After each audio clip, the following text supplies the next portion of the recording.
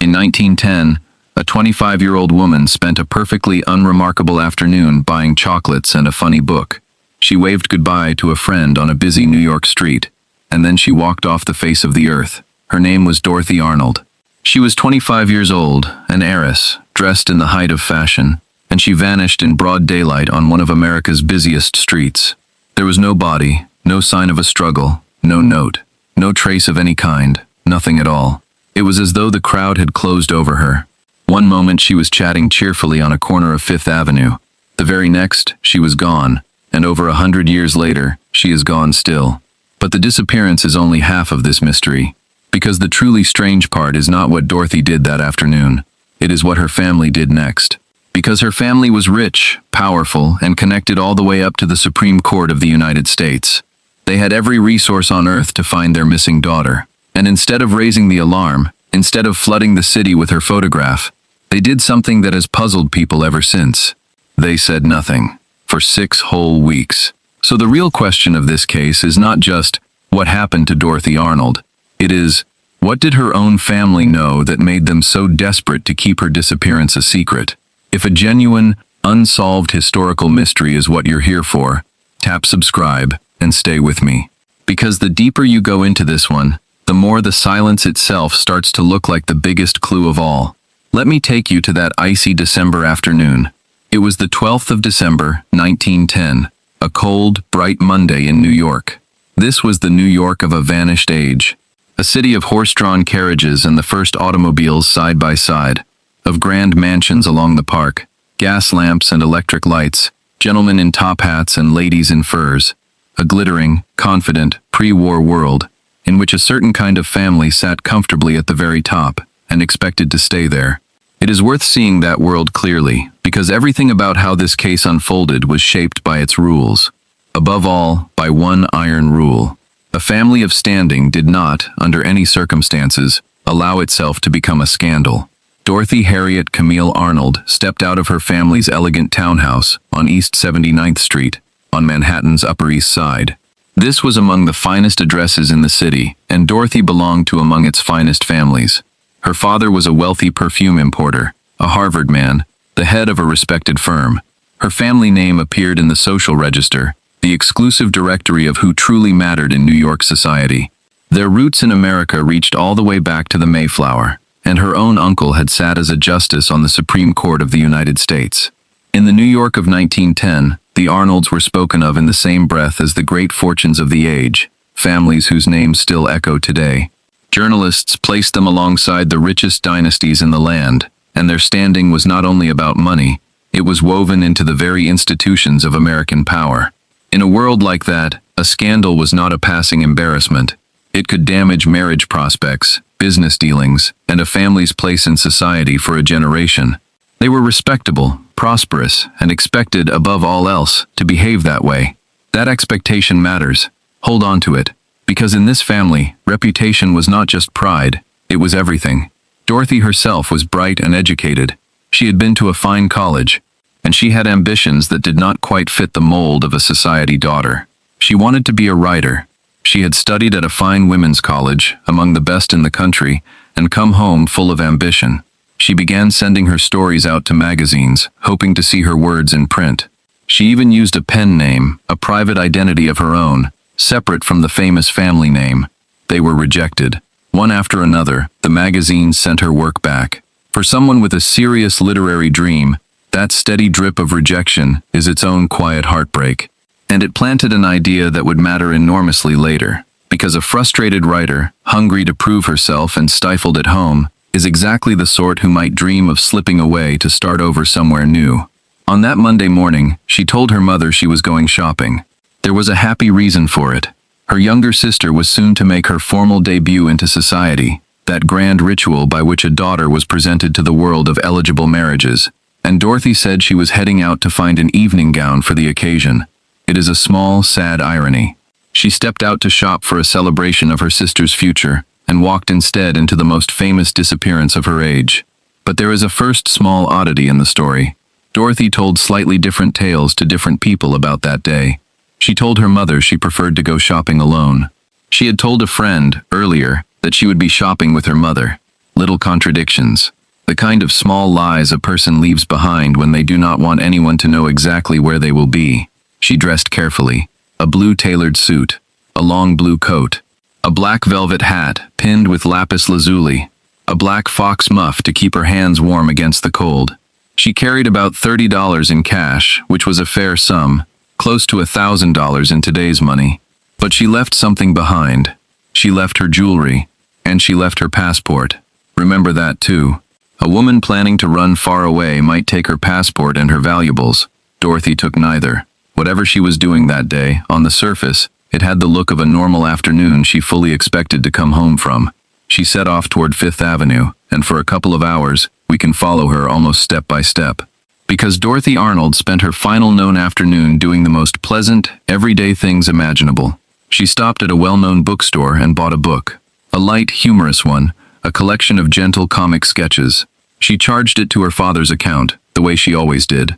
Then she walked on to a fine confectioner in the city and bought a half-pound box of chocolates and charged that to her father as well. These are such small, human things. A book to laugh at. A box of sweets to enjoy.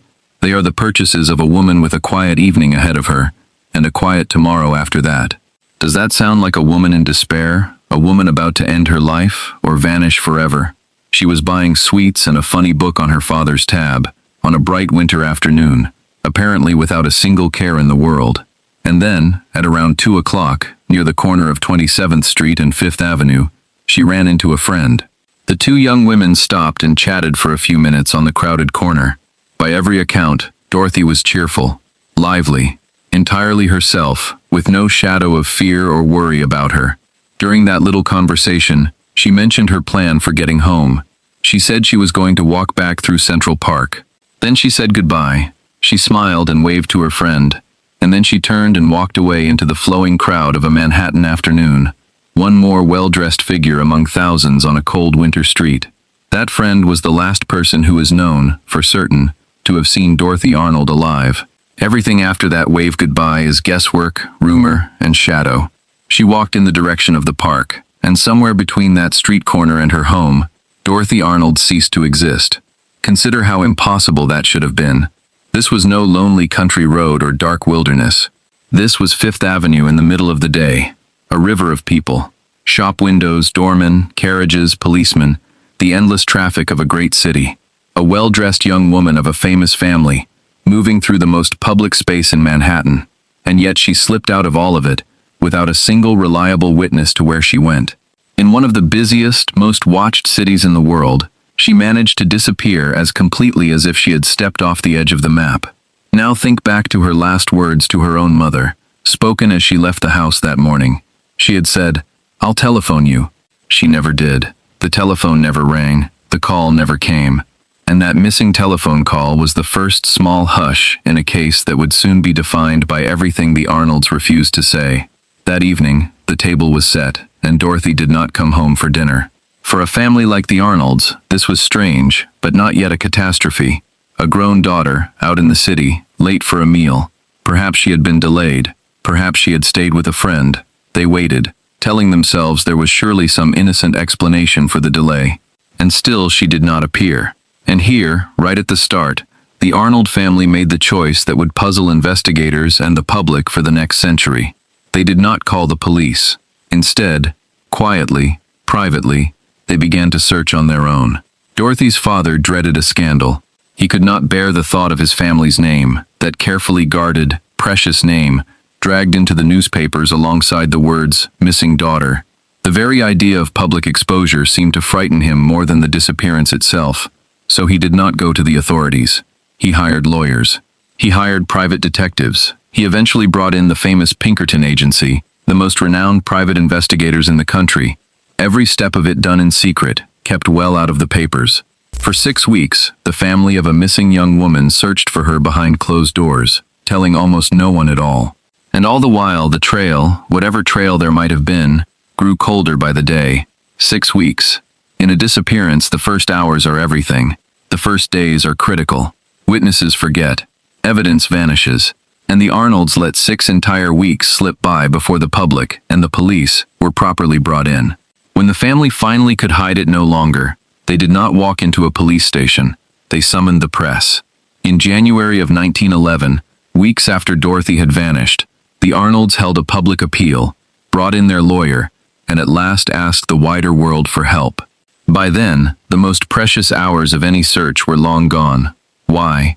Why would a loving family, with unlimited resources, deliberately handicap the search for their own child to protect a name?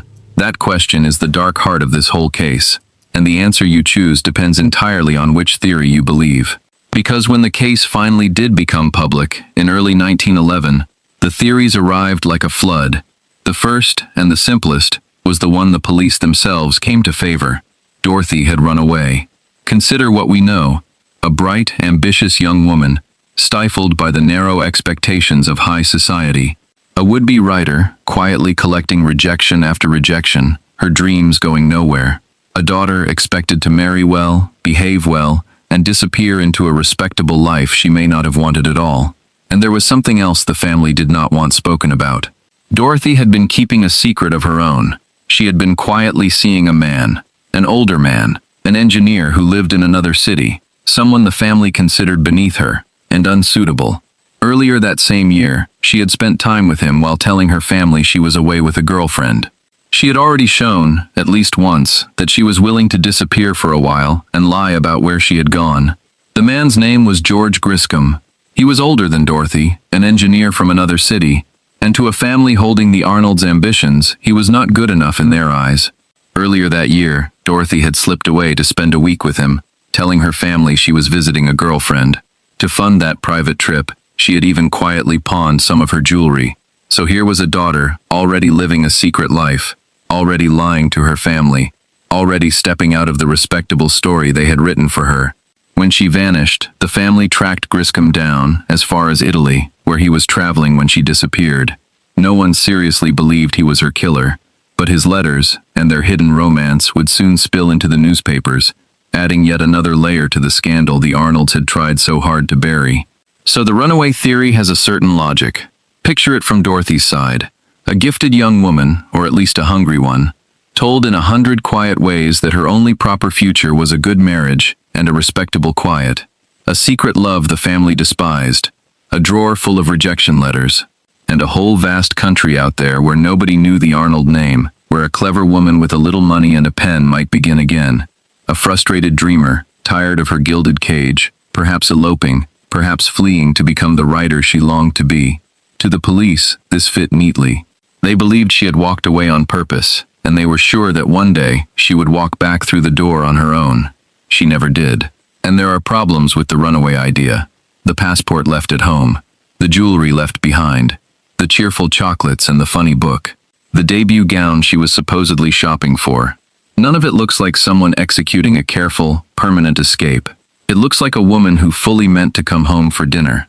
And yet the police were so confident of it that, for a while, they barely treated the case as a crime at all. To them, Dorothy was not a victim. She was a willful society girl who would tire of her adventure and come home.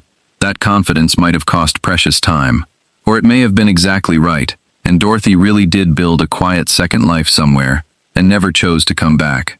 So if she did not run, we are left with darker doors, and the next one leads straight into Central Park.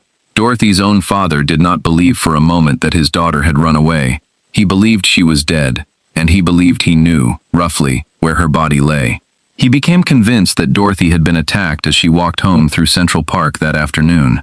He believed her body had been hidden in the Central Park Reservoir, the great body of water at the park's heart. He even hinted to reporters that he held certain clues pointing to this. But he refused to share them publicly, guarding the information as closely as he guarded everything else about the case. It is a chilling image. A young woman, taking a pleasant winter stroll through the park, set upon in the fading light, and silenced forever within sight of the mansions of the rich. But this theory hit a strange, cold obstacle. Literally cold. In the days around Dorothy's disappearance, the temperature had been brutally low. The reservoir was frozen over. A body could not have been slipped beneath the surface of solid ice. The police pointed this out, and when the ice finally thawed in the spring, they searched the reservoir anyway. They dragged it and searched it and found nothing. No Dorothy, no answer. Just cold water and another dead end. So the park theory, for all its horror, could not be proven either. The water gave up no secrets, and the case pushed on toward its third, and perhaps its most whispered, explanation. The one that might finally explain the family's desperate silence. This theory holds that Dorothy Arnold died not by violence, and not by her own choice to flee, but during a secret medical procedure. A private tragedy that a proud, respectable family in 1910 would have gone to almost any length to hide. Think about how neatly that would fit the family's behavior. If Dorothy had died in a way that carried deep social shame, a way that could stain the family name forever, then suddenly everything fits. Terribly, it all fits. The refusal to call the police, the 6 weeks of silence, the private detectives instead of public appeals, the father's frantic desire to control every scrap of information. A family protecting a grieving reputation would behave exactly like a family with something to hide. And the Arnolds behaved, from the very first night, like a family with something to hide. That is the genuinely unsettling thing about this case. The theory that best explains the disappearance, and the theory that best explains the family's silence, might be the very same theory. But, and this matters, it was never proven.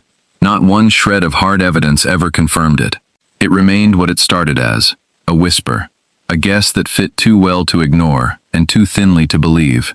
And so the theories multiplied, each one impossible to prove, each one impossible to fully dismiss. Some said her secret lover had arranged to have her killed after she refused to marry him. But he was overseas, in Italy, when she vanished. Some said the family had found her, alive but disgraced, and had hidden her away in some distant place for the rest of her life.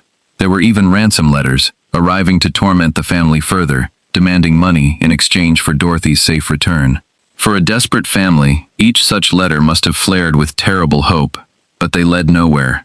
Everyone was judged to be the work of cruel frauds, opportunists preying on a rich family's grief, dangling a daughter they never had, in order to extract a payment. Each false promise was another small wound, and another dead end. Every road in this case runs a little way into the dark and then stops cold. There is always a beginning, and never an end. Once the story finally broke, it broke enormously. What had been a private family matter exploded into one of the great sensational mysteries of the country. The newspapers seized it. Her face was everywhere. The search widened from private detectives to the full weight of the city's police, and reached across the ocean into Europe. Reports of Dorothy sightings poured in from everywhere and nowhere. She was seen boarding a ship. She was seen in a distant hotel. She was spotted in European cities, in American towns, on trains, in crowds, always by someone certain, always gone by the time anyone checked. A wealthy, vanished beauty is the sort of mystery the whole world wants a piece of. For a time, half the continent seemed to be seeing Dorothy Arnold's face in every passing stranger. Every single one of those sightings dissolved on inspection. None of them was ever her. Each raised hope for a moment, and then took it away again. Her father spent a fortune, and the rest of his life, chasing his lost daughter. He never stopped. He poured money into detectives and searches and false leads. He chased rumors to the ends of the earth. And he died some years later, still not knowing what had become of his Dorothy, reportedly tormented by the question to his last day. Whatever the family's secrecy had been meant to protect, it did not spare him a single hour of that private agony. He guarded the family name to the end, and it bought him nothing but silence. Her family carried the wound quietly down through the generations. Descendants of the Arnolds, living today, know no more about what happened to Dorothy than you or I do. One of her own great-nieces has said plainly that she expects no resolution, ever. The family did not pass down a hidden answer through the generations. If the Arnolds of 1910 knew a secret, it seems they took it with them. Their descendants learned the story of their vanished relative the same way strangers did, from old newspapers and history books, as much in the dark as everyone else. More than a century has passed. It is now widely considered the oldest unsolved missing persons case in New York City, and among the most haunting in all of American history. And it endures, I think, precisely because of the two great silences at its center. There is Dorothy herself, who walked into a crowd on a bright afternoon and never spoke another word to history, who promised to telephone and never did. And there is the deeper, stranger quiet of her family. The people who loved her had every means to move the earth to find her. Instead, they pulled the curtains, hired their private men, and said nothing to the world for 6 long weeks. A hush born, perhaps, of nothing more than a proud family's horror of scandal. Or it may have been the sound of people who already knew, or feared they knew, exactly what had happened, and could not bear to have it spoken aloud. And there is a final, bitter irony to the Arnold's silence. It failed at the one thing it was meant to do. They stayed quiet to avoid a scandal, and in doing so, they created the greatest scandal of all. The secrecy itself became the story. Every locked door, every refused question, every private detective hired in the shadows, only convinced the world that this family was hiding something enormous. Had they raised the alarm on the first night, loudly and openly, Dorothy might be remembered today as a tragic accident, or a runaway, or a simple crime. Instead, by trying so hard to control the story, they turned their daughter into an eternal mystery. The secrecy they chose to protect their name is the very reason that name has never been allowed to rest. That is what makes Dorothy Arnold impossible to forget. She had not merely vanished from a street, she vanished into her own family's silence, and the door closed softly behind her, and it has never been opened since. So here is the question I will leave with you. Was Dorothy Arnold a dreamer who escaped a cage that was slowly crushing her, and quietly built a new life somewhere far away? Was she the victim of a crime in the park, hidden by the winter and the water? Or does the answer lie in that strange, stubborn family silence? In a secret so shameful that a powerful family would rather live in permanent mystery than let the truth be spoken? After more than 100 years, an honest guess is all any of us has left. So tell me, down in the comments, which silence you believe. The silence of the girl on the avenue, or the silence of the family that never spoke. I read every single one,